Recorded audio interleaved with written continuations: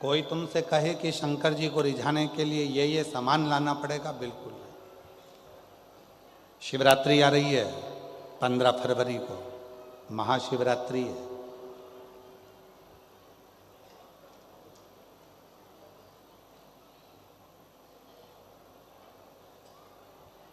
कितना भी विशाल रोग है शरीर में,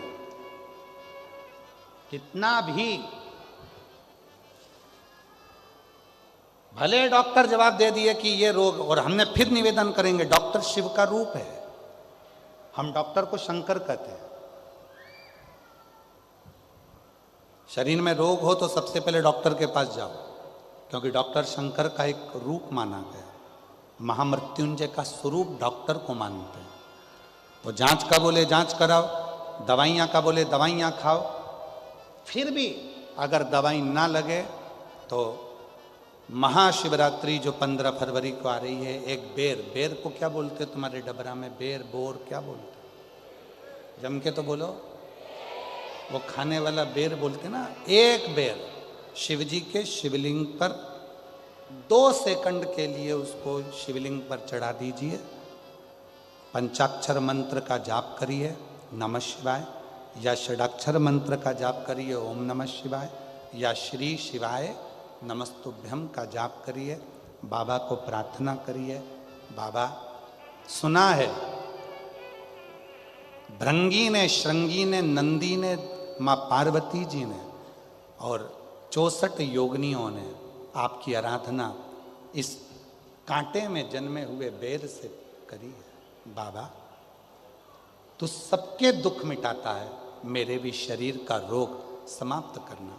बेर चढ़ा के उसी बेर को प्रदोष काल के समय पर, शाम के समय पर थोड़ा सा उसको खाना, और बन सके तो पूरा खा लेना, गुठली फेंक देना, नहीं खाते बने तो थोड़ा सा खाना। 15 दिन 20 दिन बाद वापिस डॉक्टर से कहकर जांच करवाना, जो रोग था धीरे धीरे समाप्ति की ओर आना प्रारंभ हो। एक बेर में वो बल होता है, एक बेर में वो फल होता है, वो बल होता है कि महाशिवरात्रि के दिन उस बेर की इतनी महत्वता हो जाती है, इतनी महत्व। पार्थिव शिवलिंग का पूजन कलियुग में सुख प्रदान करता है, सुख। चर्म रोग हो गया, चमड़ी सफेद पड़ने लगी, शरीर में चिट्टे पड़ने लगे, पूरा शरीर बेकार होने लगा, या परिवार में कहीं ना कहीं किसी ना किसी रूप में कोई आपका धन लेकर चले गया, धन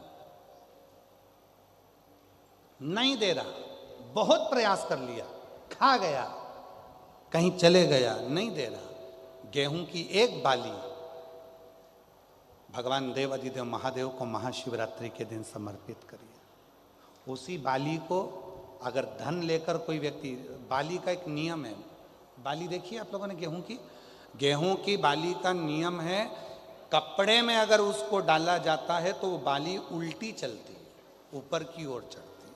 उसी तरह जो शिवजी पे बाली चढ़ाई जाती है, उसी बाली को लेकर घर के मेन दरवाजे पर, मुख्य दरवाजे पर अंदर जहां हम प्रवेश करते हैं, उस पर कहीं पर भी उसको रख दीजिए।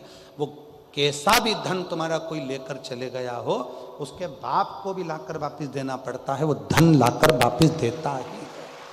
उसका पिता भी लाएगा, कैसे भी लाएगा, पर वो धन को लाकर देगा, कैसे भी लाए। उसको बेचे नहीं, उसके अंदर, उसके भीतर से उसको बहुत बहुत बहुत तकलीफ होती है, उसको लाना पड़ता है।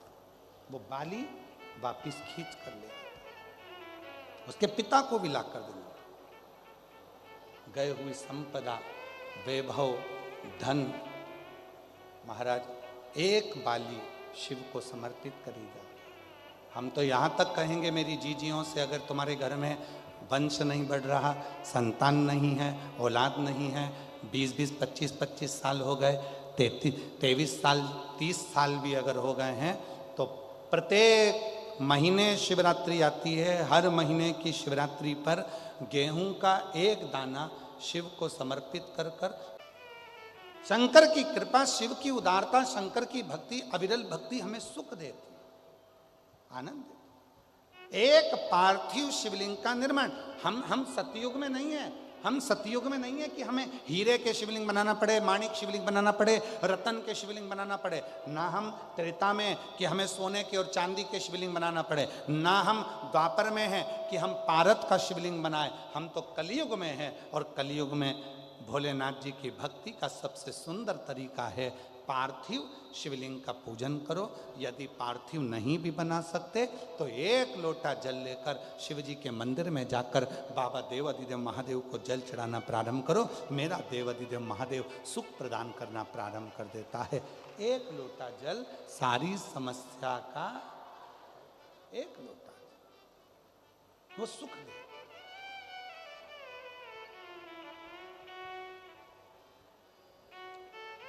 इसलिए शिव महापुराण की कथा कहती है